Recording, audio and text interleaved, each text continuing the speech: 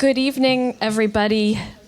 Welcome to the American Library in Paris. Welcome to Evenings with an Author, sponsored by Grow at Annenberg. I'm Rachel Donadio. I am the curator of cultural programs here at the American Library in Paris, and it is a great honor and a pleasure to welcome all of you here this evening for our event about Wheatley at 250, Black Women Poets Reimagining the Work of Phillis Wheatley Peters.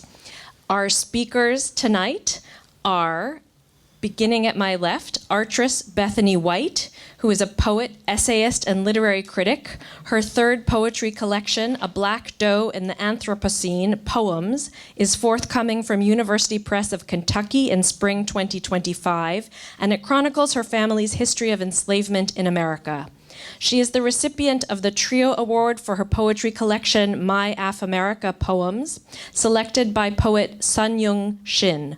Her prose, Survivor's Guilt, Essays on Race and American Identity, received a 2022 Next Generation Finalist Indie Book Award. White is co-editor of the new anthology, Wheatley at 250, Black Women Poets Reimagine the Verse of Phillis Wheatley Peters, and she is an associate professor of English at East Stroudsburg University. Also joining us this evening is Florence Ladd, here at my left, the author of two novels, Sarah's Psalm and The Spirit of Josephine. She has published two chapbooks, Reclaiming Rose, a suite of poems, and Le Chevalier de Saint-Georges and His Mother, an epic. Other poems have been published in the Women's Review of Books, The Progressive, The Rockhurst Review, Sweet Auburn, Beyond Slavery, Transition, The Golden Shovel Anthology, Muse, Oberon, and Renya for Obama. She co-founded Langston's Legacy, a collective of poets. For decades, she lived in Cambridge, Massachusetts, and she currently lives in Burgundy. And finally, to moderate tonight's event, Trica Keaton is a professor and an interdisciplinary social scientist in the Department of African and African American Studies at Dartmouth College, with affiliations in the departments of sociology and film and media studies. Her publications include You Know You're Black in France When, The Fact of Everyday Anti-Blackness, which was a shortlist title for the American Library in Paris Book Award the other year. She is the Marie Sklodowska-Curie Fellow at French Institute for Advanced Study, IMERA Aix-Marseille University in France for this year, for 2024-2025. Our speakers will be in conversation for about 45 minutes, and then we'll open it up to 15 minutes of questions from you in the audience. Please join me in giving all of the speakers a very warm welcome.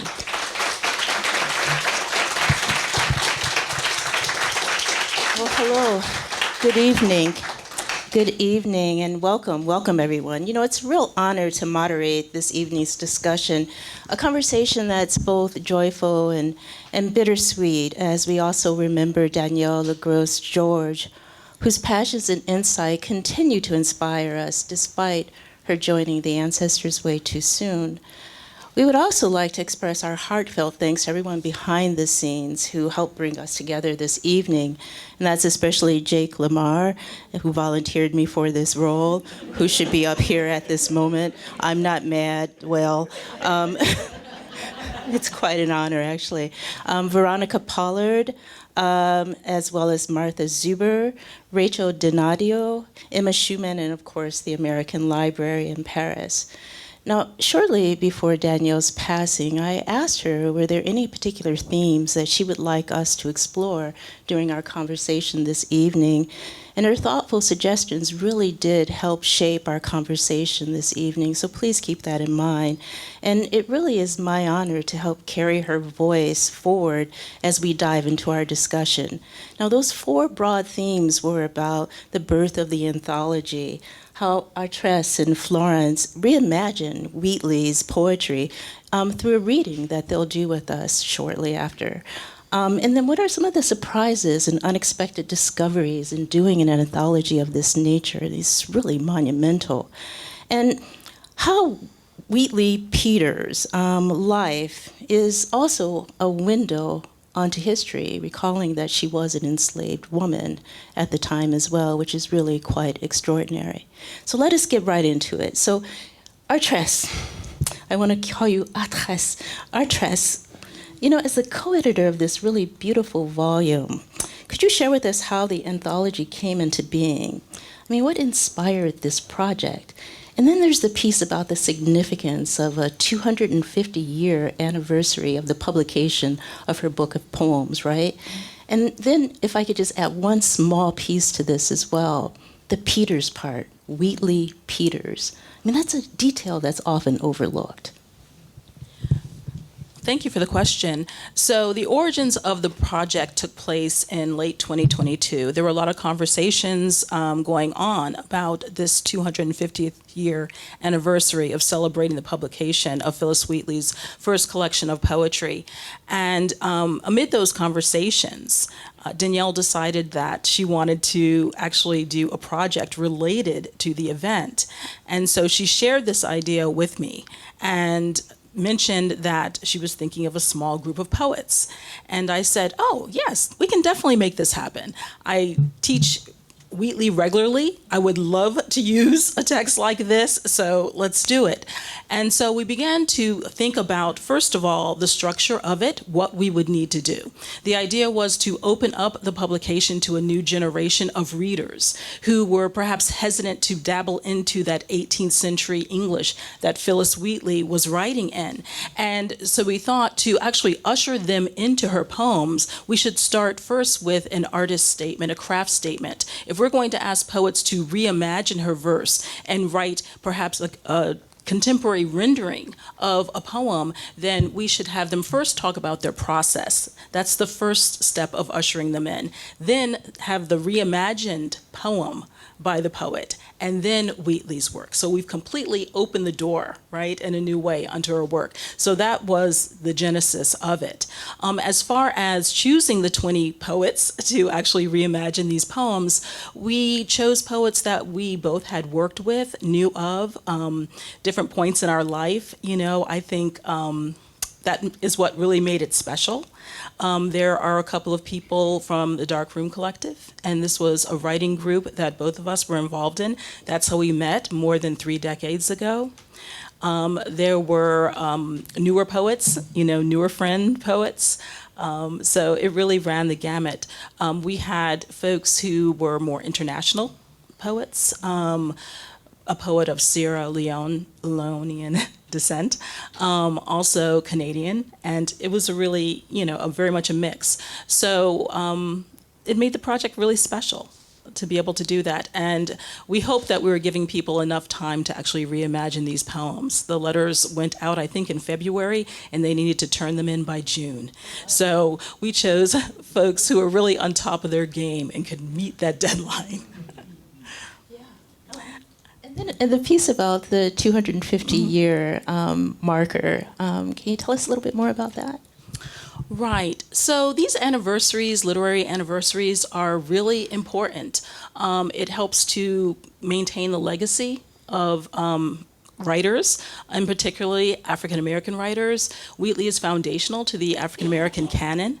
And I love the fact that at 250, the book represents an African diasporic experience with her work.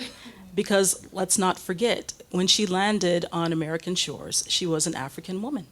And so that, I think this iteration is really special because of that. Yeah, you know, I think that's also really an incredible piece that people often forget, that there is a backstory to enslavement, and that, yes, indeed, you know, she was someone who may have come from the Senegambia region as well. But there's also this piece, again, this added note to your anthology that is often missing from others, and that's Wheatley Peters. Right. So Phillis Wheatley Peters was a married woman. Peters was her married name. And I think it's really important to recognize that because her marriage delivered her from adolescence and being the enslaved girl belonging to the Wheatley family. So along with her emancipation came her marriage and her life as a free woman. So using that last name is critical to maintaining that sense of historical reality. Historical reality and continuity, right? Mm-hmm. Yeah, and you know, Florence, I'm really curious to know about your involvement, how you became involved in this project, what drew you to it, this idea of reimagining Wheatley's poetry. It was Danielle George who drew me to it, who invited me to consider 2 poems and choose one. And with the expectation that I would also write about how she used the word, she didn't use reimagining, she used re-inscribing. And I thought about it as a kind of reinscription, not knowing what reinscribing really means. And knowing that there is, in my acquaintance, no book of poems by an author, poems that have been reinscribed. It's a one-of-a-kind publication, and quite remarkable.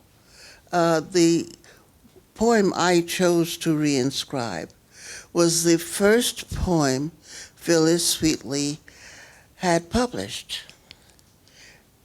And I'd like to read that poem. We would love for you both to read some of this work, this incredible work. And I'd like to read my reinscription also.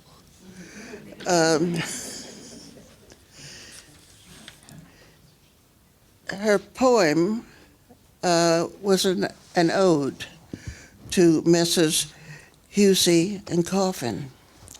When I first read her poem, I was drawn to it because it took me. You're good. All right.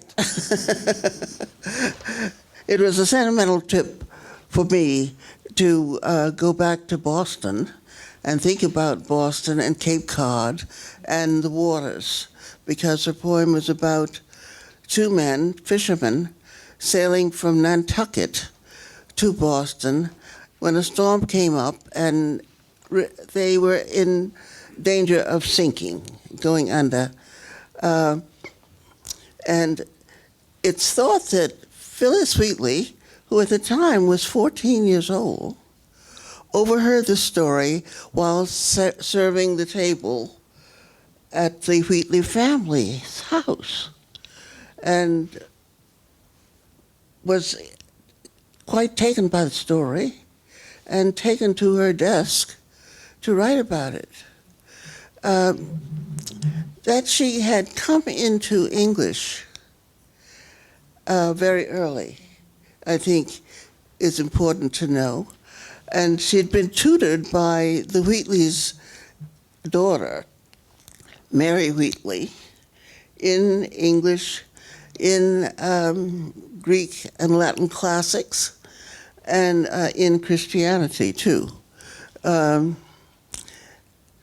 all of this turned up in her first published poem. The poem was taken by Susanna Wheatley, John Wheatley's wife, the master of our slave girl, Phillis, was taken to a newspaper, the Mercury, and appeared in December 21st it was, in 1767. She was 14 years old. And she wrote on Messrs. Husey and Coffin, "Did fear and danger so perplex your mind as made you fearful of the whistling wind?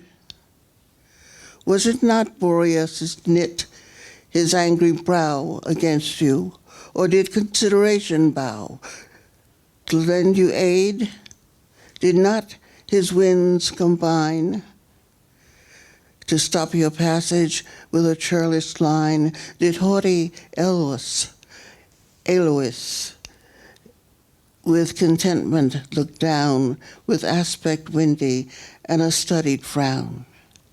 Regard them not, the great supreme, the wise, intend 'twas something hidden from our eyes.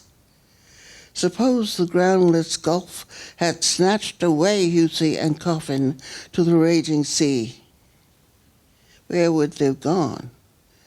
Where would they be? Their abode with the supreme and independent God, or made their beds down in the shades below, where neither pleasure nor contentment can flow. To heaven their souls with eager raptures soar, enjoy the bliss of him they would adore. Had the soft gliding streams of grace been near, some favorite hope their fainting hearts to cheer. Doubtless the fear of danger far had fled, no more repeated, victory crowned their heads. 18th century prose difficult to hear, and even more difficult to inscribe. She wrote that poem in 22 lines, I think. And my reinscription is a modified sonnet of only 13 lines on Messrs. Husey and Coffin. Hearing of your brush with death at sea, young Phillis rushed to pen her wonderment, how you endured tormenting winds, pelagic waters buffeting your catch. Did you read the script in obsidian clouds? Trembling, did you curse mythic wind deities, or pray to the great supreme that you, Husey and Coffin, spared briny graves, be guided over the waves to Boston Harbor, where hopeful and heartfelt relief awaited?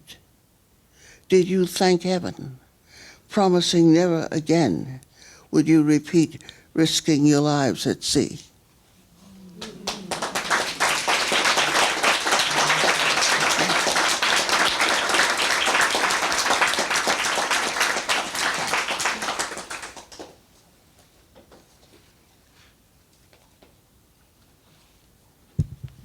So I'm going to start by reading my reinscription of the poem that is contained in the anthology. And this is to the Right Honorable William Earl of Dartmouth. And I just want to say that a lot of scholarship at one time dealing with Phillis Wheatley dealt with the fact that her nationalist, black nationalist voice was not in appearance in her work, and that there wasn't an abolitionist zeal about what she was writing. She wrote a lot of elegies. She wrote a lot of poems about events that were taking place around her, but I was always attracted to her poems about resistance, and those are the ones I often use in the classroom. So I focused on resistance in my reinscription of her poem, and then I'll read the original. To the Right Honorable William Earl of Dartmouth, His Majesty's Principal Secretary of State for North America, a reinscription. Imagine freedom embraces a new day, ending threats of war on tense New England shores, all thanks to Dartmouth, changing the course of history and bending the king's ear to help him see that America is indeed free and not a new land for white and black slavery. Imagine I know all about slavery. Recall the loose-limbed strut of the once free before being torn with a please help from parents at dawn and set on a ship's course, whisking this black girl far from Afrique's shores to pen poems for freedom from Britain Day. Is it resentment you think you hear so free in my verse, brimming with coupled pleas to help you remember me, Afrique? Short, of course, for black sorrow on American shores, the endless wait for Emancipation Day to firmly cast off manacled slavery. Great men crave fame, but few extend help to humans in pain. Freedom, their right, of course, but we all covet liberty on near and far shores. Even you, Dartmouth, will stand one day beneath God's sternest glare, hopeful and free, or bedeviled for endorsing slavery.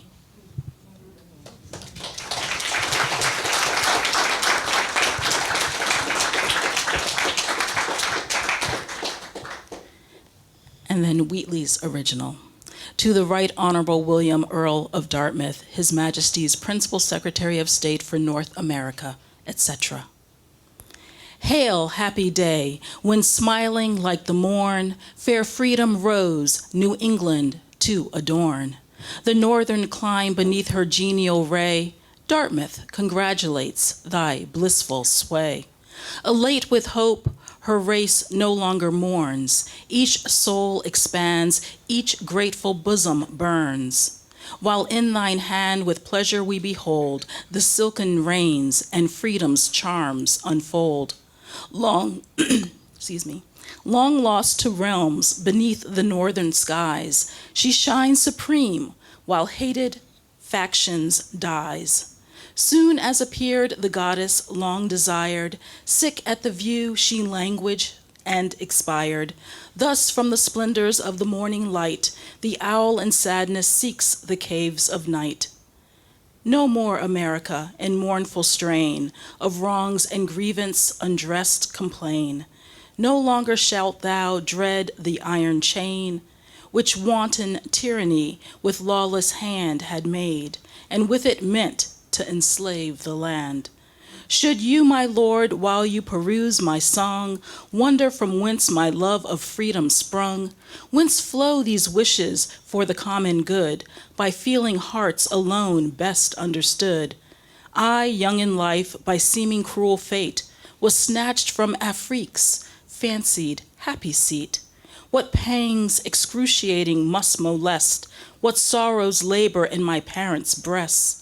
Steeled was that soul and by no misery moved, that from a father seized his babe beloved. Such my case, and can I then but pray others may never feel tyrannic sway? For favors past, great sir, our thanks are due, and when we ask thy favors to renew, since in thy power, as in thy will before, to soothe the griefs which thou didst once deplore, may heavenly grace the sacred sanction give to all thy works, and thou forever live, not only on the wings of fleeting fame, though praise immortal crowns the patriot's name, but to conduct to heaven's refulgent fane. May fiery coursers sweep the ethereal plain, and bear thee upwards to that blessed abode, where, like the prophet, thou shalt find thy God.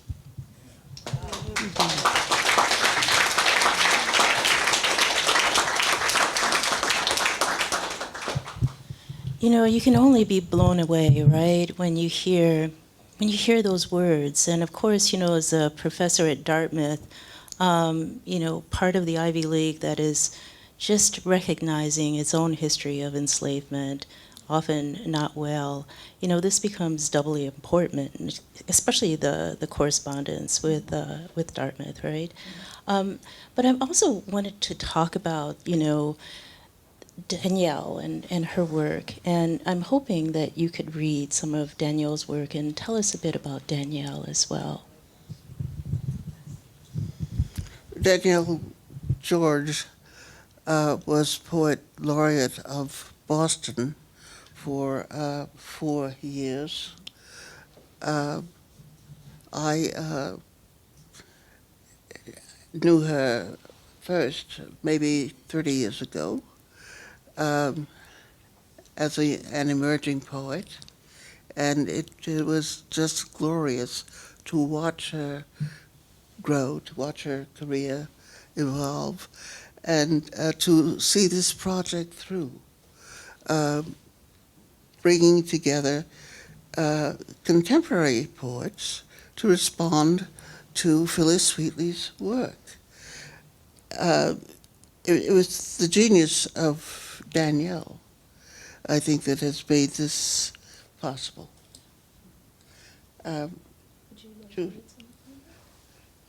She has a poem here. Yes.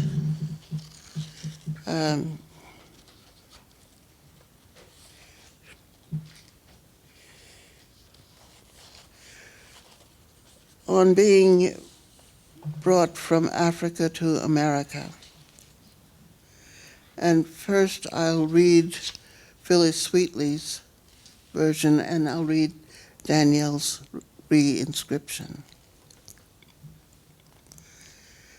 "'Twas mercy brought me from my pagan land, taught my benighted soul to understand that there's a God, that there's a Savior too.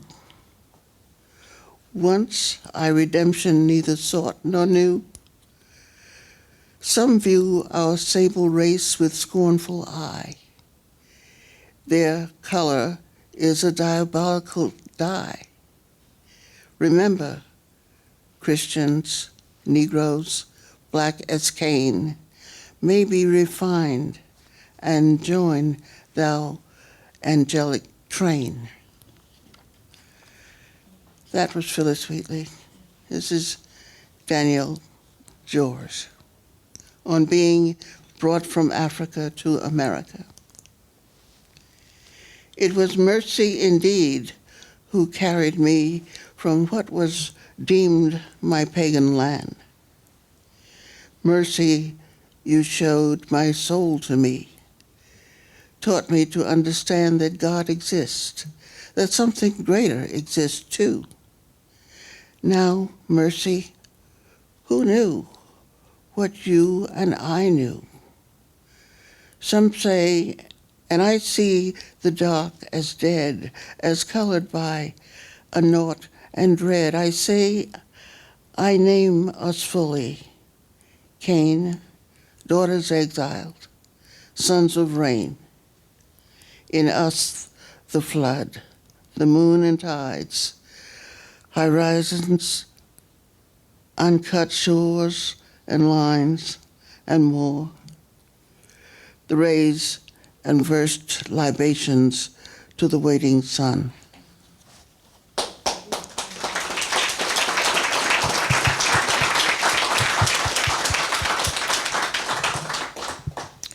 I just want to hear more. I don't know about you. I think my job is over, actually. But I know, Artress, that you wanted to share a little bit about Danielle as well, and some thoughts that you may want to.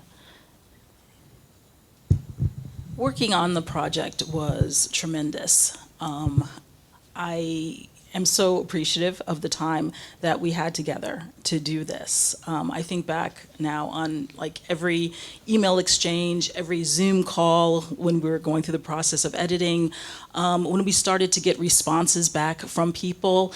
We knew in our hearts that other writers were as inspired by Phillis Wheatley's story and her legacy as we were, but it did not really become an actual fact until we started getting those responses to our inquiry of whether or not writers would contribute work. And we celebrated the first one that came through as much as we celebrated the last and final that came through. So it was really delightful. She was a wonderful person to work with, very astute,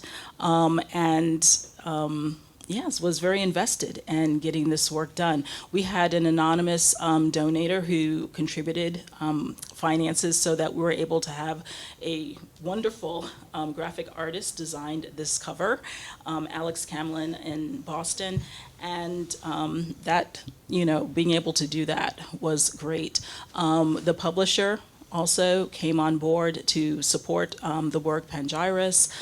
This was the first book of this kind that they've ever done. So having everything kind of click into space as we were working together was tremendous. As far as surprises that came about as a part of this gathering, we had an author who wrote a poem, a reinscription that was in patois, Pamela Mordecai, which is fantastic. I mean, just again, that diasporic impulse. Danielle was very sensitive to that because she was a Haitian writer herself. She was multilingual. And so having that, be a thread throughout this project for her was very personal and very critical. Yeah, this is really important because, again, when I communicated with Danielle just shortly before she passed away, the idea of new discoveries and surprises appeared very much on her mind. And so, this is really an aspect that I think is worth repeating over and over again, particularly the fact that she was diasporic, right? Before we actually were identifying the diaspora as such. And, this piece then is not only a kind of unifying thread, but it is the connection with today in many ways, right? I'm wondering, Florence, what about for you? Any surprises, things that became discovered along the way on this journey? Well, the surprise for me was how much I was drawn to Phillis Wheatley's life and work. Certainly, as growing up in Washington, D.C., in segregated Washington, in the public schools of Washington, I knew Phillis Wheatley's work as a child. And to come to it again with the idea of being a part of it surprised me about myself.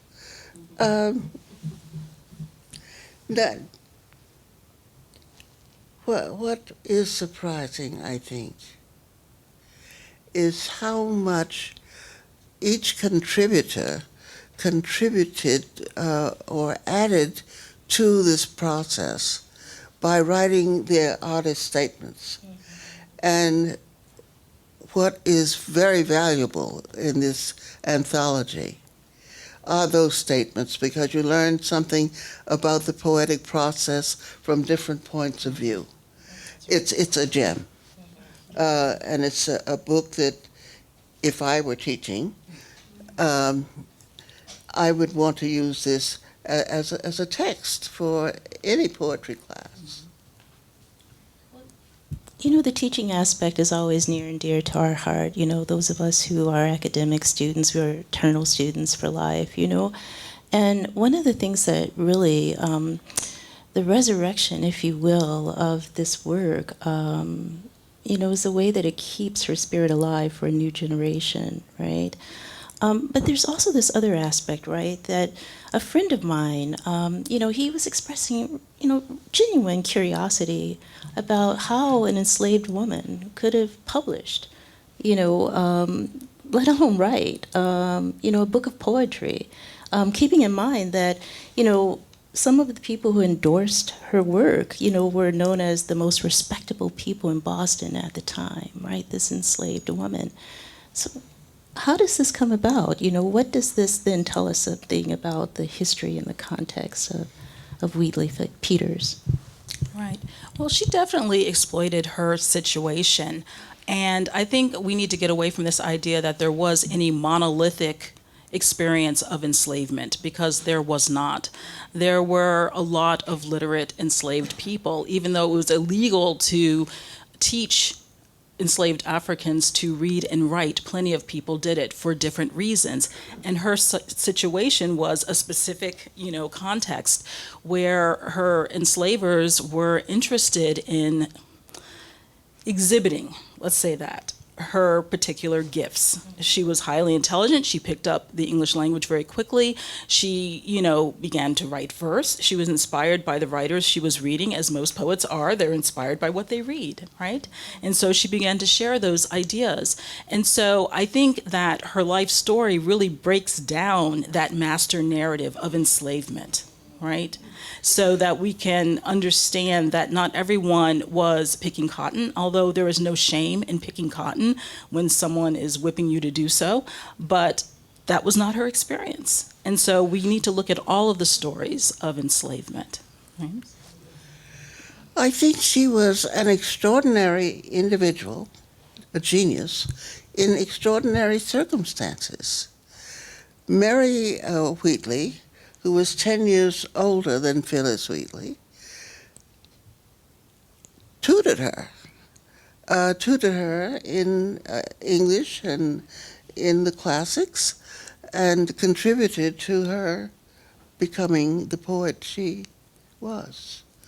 That could not have happened in any family or every family, but what she brought to it was her genius.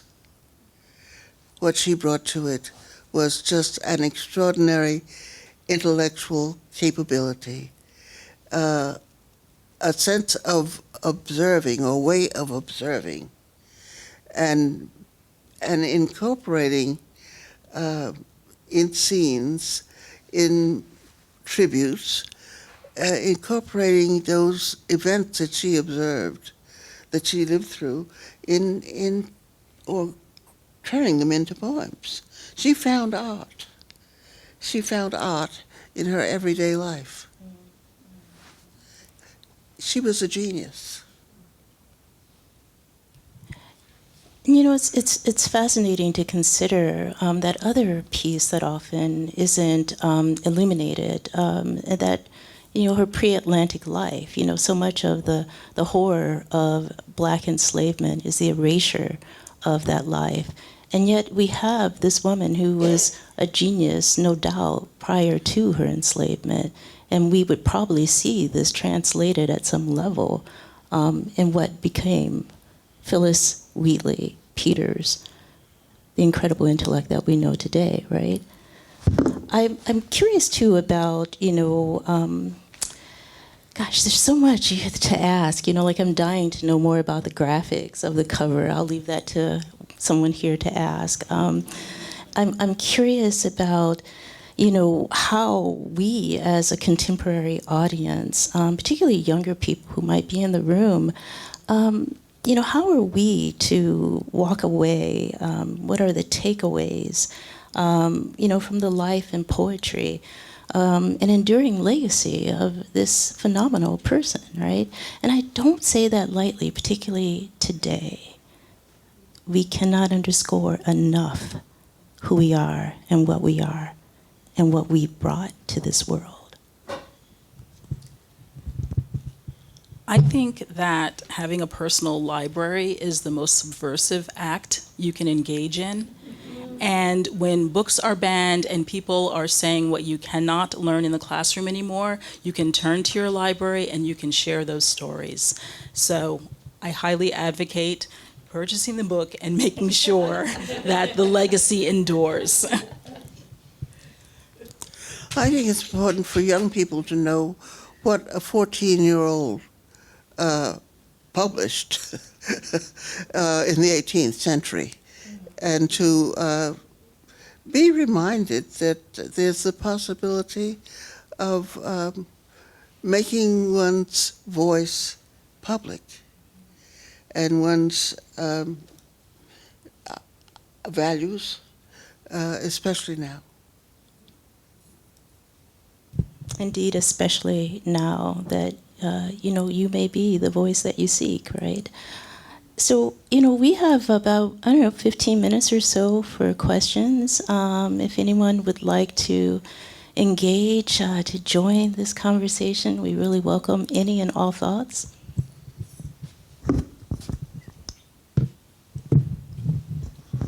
Sorry, this may be cheating, but I was wondering if you could elaborate on the process of Wheatley Peters getting that book published, because if I remember correctly, she was obliged to be put in front of a sort of tribunal, and if you could go into how she surmounted that challenge a little bit.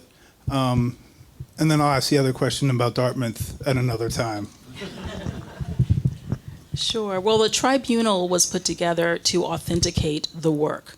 her collection of poems to ensure that she had indeed written them and not the members of the Wheatley family.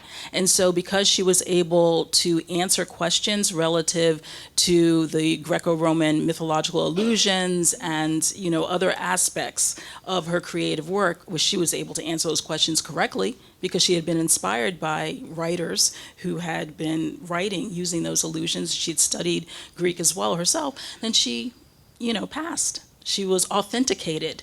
And so just like the slave narratives are prefaced by an authenticating white person of note, so was she, right? By those gentlemen. The gentlemen were John Hancock, Samuel Adams. Hancock was one, the lieutenant governor and governor of Boston. I mean, very well respected people.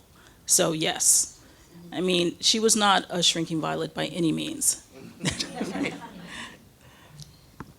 Another question?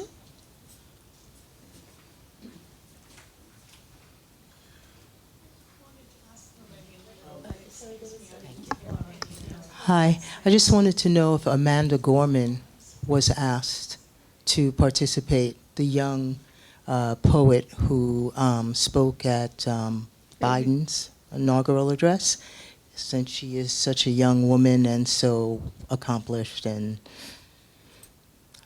there's a million words we could use to describe this young woman. Was she asked at all to join you?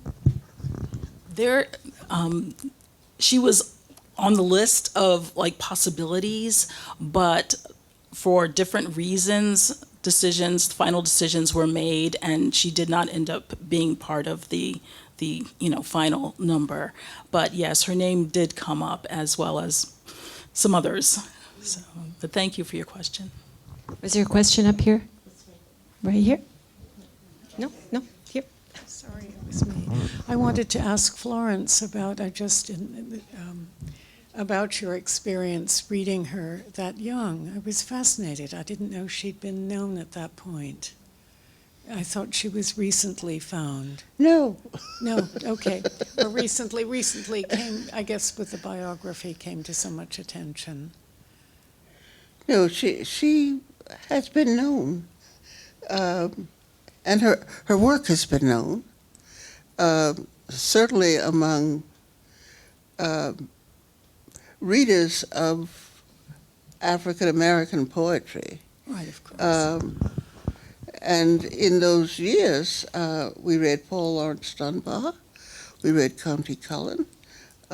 There are many, many poets, 18th and 19th century African American poets. She was known. But Her how work was wonderful known. you were exposed to her so young. I thought that was quite wonderful. Yeah.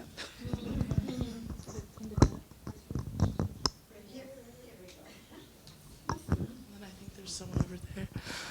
Hello, thank you for a lovely conversation. I wanted to ask about your relationship to reinscription, given your own individual approaches to craft, and your own individual approaches to poetry in relation to what, for instance, your poetry sounds like, and what it's like to work with someone who's obviously been so influential to an African American canon period, particularly an African American poetic canon, with your own kind of background and style, so to speak, and what it was like kind of navigating that balance, as well as thinking about what is this going to be like for a more contemporary reader. You've talked about it, but I would love to hear more. I definitely, in my poem, wanted to blow up that essential pivot in Wheatley's poem when she moves from talking about the rebel cause to talking about the enslaved Black, cause. And it's something that I always wanted my students to discover on their own, but I always felt like I was saying, over here, see, right there, she does it. And so, that was the relationship there. It's like, okay, I'm going to answer some of the questions that they've had over the years and just blow that moment up. And so I felt really good about having the opportunity to do that, right? So you can't always be in the room when someone's reading a poem. And so I hope that perhaps, that would be the difference for someone picking it up for the first time. So. I copied her style of questions. She had lots of questions in her poem. And I began to think about the use of questions in poems, copied her style in my modified sonnet, and her rhyme scheme, and it was common to rhyme in the 18th century. Her rhyme scheme interested me and drew me back into thinking about the use of rhyme and what we think of as poetry it has either internal rhyme or a rhyme scheme, which does not answer your question. But I think on some level it kind of does, right? I mean, and we wonder then, who's going to start sampling Phillis Wheatley, right? Let's see, I saw a question over here. Artress, I'd like to know a bit more about Phillis Wheatley's husband, his role in, I assume he was quite supportive of this, and back in that era, to have a husband who had such an accomplished wife is just intriguing to me. John Peters. Yes. Well, the way I love Honore Jeffers' book, The Age of Phillis, because she has this wonderful essay that is in the text where she talks about the research into their relationship and how there was so much bad press given to John Peters, that he was somewhat of a scoundrel, always trying to make a buck, and it really wasn't very flattering at all. And I mean, the fact of the matter is he was a free man. And so he was going to get those kind of comments anyway, just by virtue of the fact that he was free and trying to make a living, right, around people who did not want to see either of those things happen. But Wheatley Peters sold subscriptions. That's how books were sold then. You sold so many subscriptions, and then people would, get a copy of the book. And so she started working on another publication, and he was trying to sell subscriptions to it as well, because you'd think he wanted to support her art because it was going to assist them as a family.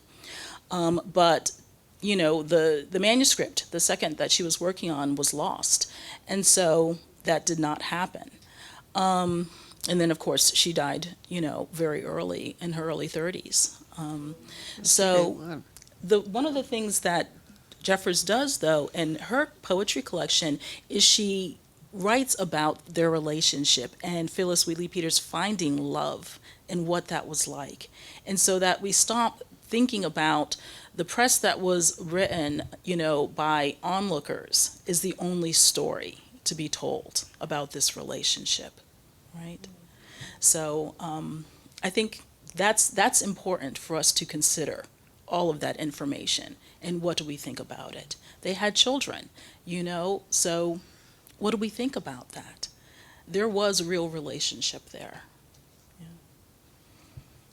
Yeah. Someone else? Don't be shy. Well, there's one in there. We got, okay, we have a brave soul. I wanted to know more about that tribunal that she faced, that, basically like a defense of her thesis, so to speak. Did white poets or other black male poets have to go through that? I think literate black people who were publishing at the time had to experience it on some level. And I think it's because of, obviously it was because of all the mythologies that were circulating about the fact that, there was no African intellectual life and certainly nothing profitable coming out of the African community. And so all of that had to be dispelled, right? And so these authenticating voices were doing that work. They were people who believed that it wasn't possible for an African to be literate, right? So defending that, being uniquely born to servitude mythology. And also at the time, let's keep in mind that, Thomas Jefferson's Notes on the State of Virginia, had a very clear passage about Black inferiority, believing that it was, and he said, science will one day, prove us wrong or right, but basically, there is natural Black inferiority. Well, science did prove him wrong, but we already knew that prior to that point, right?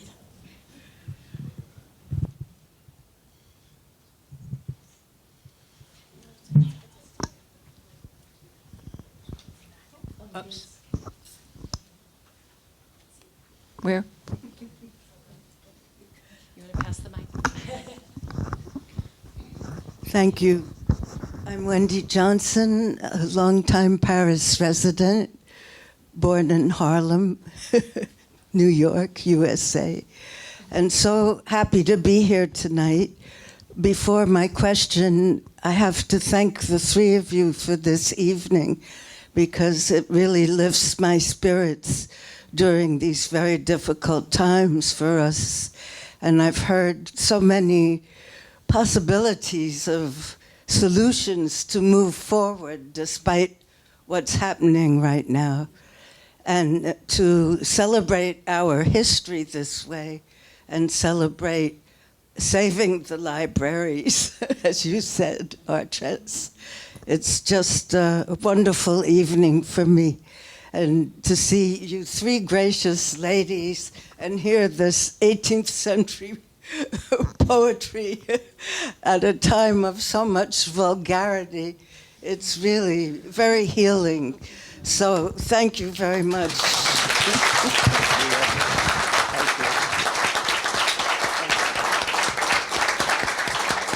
And my question is more about the development of the diasporic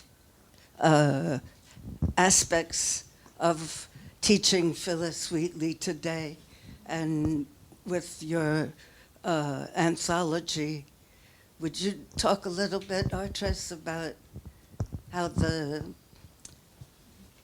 original work spread to a wider African community? Community of African descent. Right. I mean, by virtue of the poets that are in it, certainly, right? If we have poets who are of Jamaican descent and another writer from, Sierra Leonean descent and Haitian descent, right? So all of these writers are a part of that diaspora, as well as, when we think about African American writers and we're really thinking about, the U.S., those who have been descended from U.S. enslaved people, right? And so at this particular moment, it's so essential, I think, to recognize that, because I teach African American literature and I've used this text as a part of that course. But now I find myself ending the course with, I'm trying to think, Jayasi's Homegoing. And so a writer who is Ghanaian, but grew up in Alabama, right? And so this is where I'm ending my African American lit course with her story.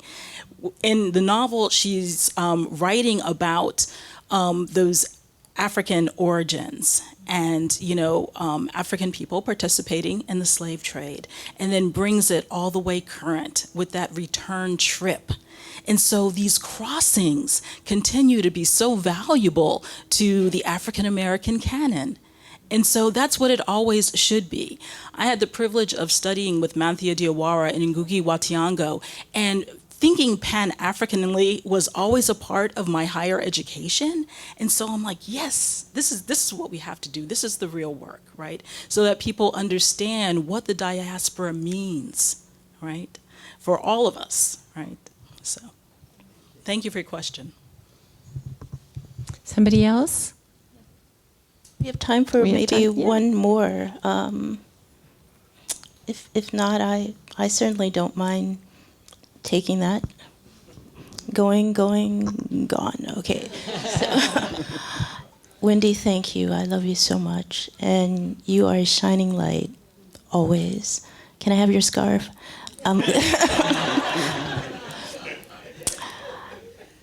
There is so much I want to know about Phillis Wheatley Peters.